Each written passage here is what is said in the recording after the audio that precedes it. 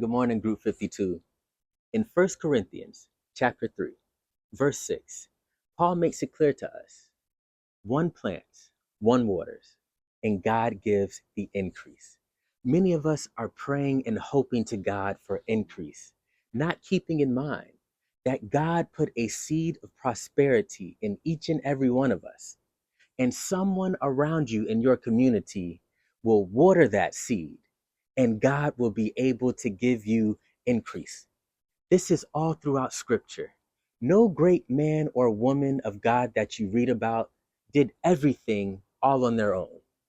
Evident even in the life of Jesus Christ. His life's mission was the cross, yet he himself had help carrying his cross.